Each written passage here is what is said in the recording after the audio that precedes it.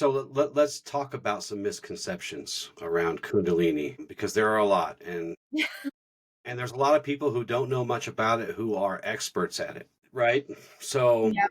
not like the actual experts or teachers, but just everyone else. Yeah, gosh, there's so many different things. I think yoga in general in the West, there's been several prominent members in the yoga world who have been suggested or even implicated in certain things that have made us go, "Oh, wow, that's not what we wanted to Mm, happen," including who we, I think, would attribute to Kundalini, which is Yogi Bhajan. And so, if we don't even look at the spiritual aspect of things and we just start looking at sort of, I guess, the political climate of Kundalini, mm, mhm. and then just recently it's Guru Singh, yes. Yeah, well, don't quote me on that one. I need to double check that. What is it, Singh? Anyway, Is it? it doesn't matter. I'm like, There's in the political climate of Kundalini yoga, it can get challenging. And notoriously, it hasn't been a very accessible yoga.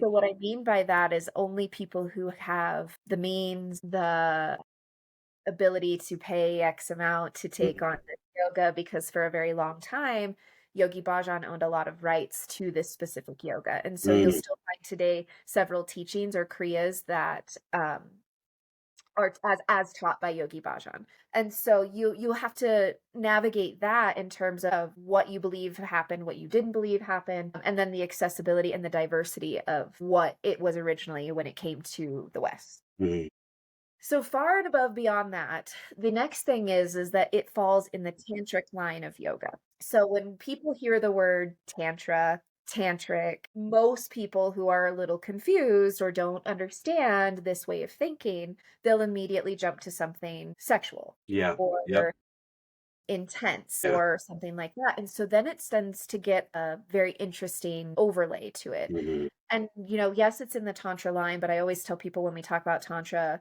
sex is just one leaf on this grand Mhm. tree of thinking. But with Kundalini itself, you also have misconceptions around it was a cult. Mm. You walk into your first Kundalini class and they've all got turbans on and they're wearing white and they're crossing their eyes and they're holding up their fingers and they're, chanting.